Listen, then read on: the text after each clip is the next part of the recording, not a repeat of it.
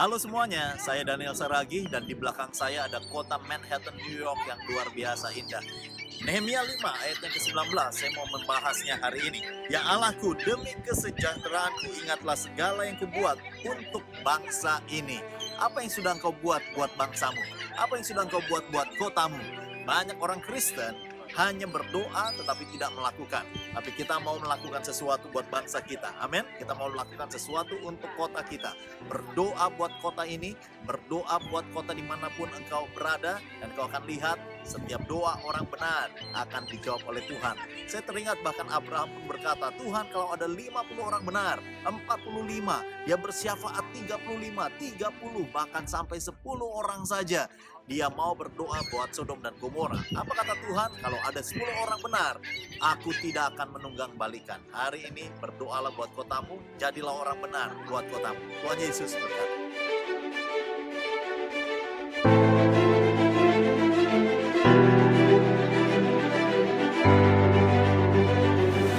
Halo semuanya, saya Daniel Saragi dari Niagara Falls, New York, Amerika Serikat. Satu dari 7 keajaiban dunia. Mazmur 42 ayat yang ke-8 berkata apa? Samudra raya bergulung-gulung dengan deru air terjunmu. Mari kita nikmati segala sesuatu keindahan dunia ini.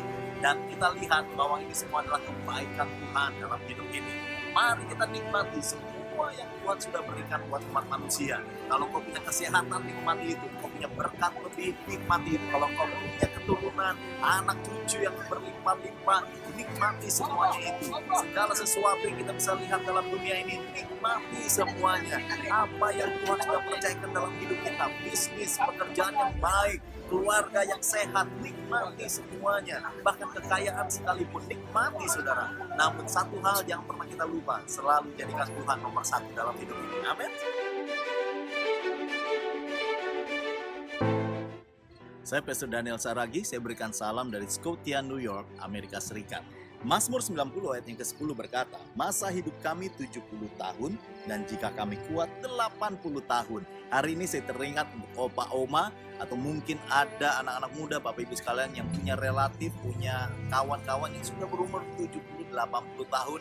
Bukankah Paulus juga berkata begini, walaupun hidup ini, daging ini seperti tanah liat, kami semakin lemah, tapi roh kami semakin kuat di dalam Tuhan. Ada sebuah pesan Tuhan yang kuat hari ini saya ingin sampaikan, bagaimana kita memiliki kekuatan bukanlah dari kekuatan fisik dan kekuatan manusia, tapi kekuatan kita adalah hubungan kita yang intim bersama dengan Tuhan, dan itulah yang menjadikan kekuatan yang sejati, yang natural, yang berasal daripada Tuhan. Itu sebabnya waktu tubuh mulai encok, rematik mulai menyerang, ingatlah baik-baik. Tuhan kita sanggup memberikan kekuatan yang sejati dan tetaplah kuat, tetaplah semangat di dalam Tuhan. Tuhan Yesus. Bersama saya, Pastor Daniel Saragi, hari ini saya di Lancaster, saudara, yang terkenal dengan kuda-kudanya yang dipelihara dengan luar biasa. Mazmur 33 ayatnya ke-9 berkata begini, janganlah seperti kuda atau bagal yang tidak berakal, yang kegarangannya harus dikendalikan dengan tali les dan kekang. Kalau tidak, ia tidak akan mendekati engkau. Saya punya pesan hari ini khusus buat anak-anak muda, yaitu orang-orang yang punya semangat, orang-orang yang punya gairah, orang yang punya tenaga, tapi seringkali tidak dikendalikan dengan baik. Tapi hari ini, firman Tuhan mengingatkan, jangan seperti kuda yang harus dikekang, yang harus dikendalikan dari belakang, yang harus dipaksa senantiasa. Tetapi jadilah orang-orang yang selalu menurut kepada Tuhan, orang-orang yang selalu tunduk kepada tuntunan Tuhan. Bahkan Matius 4 ayat 1 berkata bahwa Roh Kudus sendiri yang membawa Yesus ke padang gurun. Saudara, padang gurun seringkali adalah tuntunan Tuhan di dalam membentuk kehidupan kita. Tuhan Yesus memberkati dan kita berjumpa di program yang lain. Shalom semuanya, Yesaya 33 ayat 6 berkata, kekayaan yang menyelamatkan, sekali lagi, kekayaan yang menyelamatkan ialah hikmat dan pengetahuan dan takut akan Tuhan. Saudara sekalian, kalau kita lihat di belakang saya, gedung di Albany, New York, Amerika Serikat ini adalah gedung yang luar biasa, gedung pemerintahan yang dibangun kokoh. Dan firman Tuhan sedang berkata, bukankah kita adalah orang-orang yang sedang membangun di dalam kehidupan ini? Matius 7 pun Yesus berkata, barang siapa mendengar dan melakukan firman, dia adalah orang yang bijaksana, saudara, yang membangun rumahnya di atas batu karang yang teguh. Pastikanlah setiap hari kita membangun kehidupan kita di atas dasar hikmat Tuhan. Hikmat itulah yang membangun rumah tangga. Hikmat itulah yang membangun kehidupan. Hikmat itulah yang membangun pekerjaan, membangun karir, membangun bisnis di dalam hikmat daripada Tuhan. Hari ini saya berdoa kiranya hikmat melimpah-limpah di dalam kehidupanmu. Tuhan Yesus memberkati. Shalom semuanya, saya Pastor Daniel Saragi dan berikan salam dari Scotia, Amerika Serikat. Di sini saya akan bacakan Mazmur 90 ayat yang keempat. Sebab di matamu 1000 tahun sama seperti hari kemarin. Tuhan kita bukanlah Tuhan yang terbatas oleh waktu dan tempat, tetapi kita manusia disebut manusia yang fana, karena hidup kita bisa terukur di bumi ini berapa panjang. Hidup kita bisa dilihat berapa masa-masa yang semakin lama semakin menua, semakin kekuatan kita hilang. Tapi kekuatan kita justru ada di dalam Tuhan. Maka daripada itu mari kita berikan yang terbaik buat Tuhan dan pastikan kekuatan kita bukan dari kekuatan manusia, tapi kekuatan kita hanya dari Tuhan saja. Dan saya ingin nyatakan dari tempat ini bagaimana kita perlu berikan hati yang penuh syukur kepada Tuhan. Kita tidak bisa lakukan apa-apa selain Tuhanlah yang menopang dan menguatkan kita. Tuhan Yesus memberkati. Puji nama Tuhan.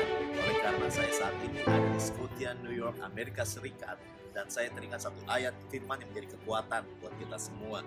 Mazmur 92 ayat yang ke-12. Orang benar akan bertunas seperti pohon korma dan akan tumbuh subur seperti pohon aras di Lebanon. Saudara, beberapa hari ke depan saya akan ke Yosemite di mana ada begitu banyak pohon-pohon yang begitu kuat, begitu besar. Dan saya percaya itulah lambang orang-orang benar.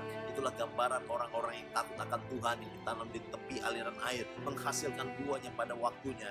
Jangan pernah kita ragu dan jangan pernah kita iri hati dengan orang-orang fasik yang melakukan banyak perkara buruk, yang melakukan banyak hal yang tidak dikenal oleh Tuhan, tapi mereka bisa bertumbuh juga. Tapi yang pasti adalah orang benar disayang oleh Tuhan. Yang pasti adalah orang benar semakin kuat dan kokoh di dalam Tuhan. Sampai nanti Tuhan Yesus memberkati.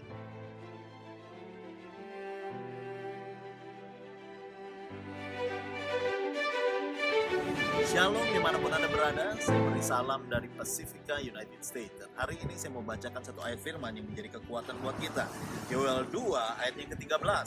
Koyakkanlah hatimu, jangan pakaian, berbaliklah kepada Tuhan Allahmu sebab Dia pengasih, penyayang, panjang sabar, berlimpah kasih setianya, dan Ia menyesal karena hukumannya. Saudara sekalian, kalau engkau sudah Tuhan panggil, kalau Roh Kudus sudah berbicara di dalam hatimu, jangan tunggu-tunggu lagi. Segera ungkapkan hatimu dan serahkan kepada Tuhan. Mengapa? Karena Tuhan adalah pengasih.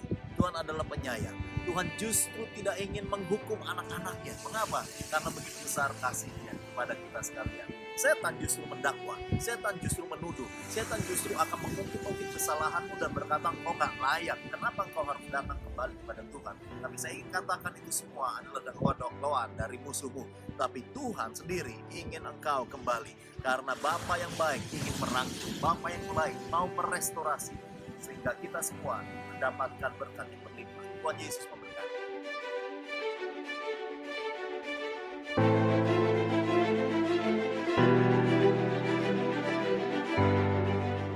Salam dari San Francisco, Amerika Serikat. Hari ini saya akan bagikan satu firman Tuhan, yaitu dalam Matius 12:38. Pada waktu itu berkatalah beberapa ahli Taurat, "Guru, kami ingin melihat suatu tanda daripadamu."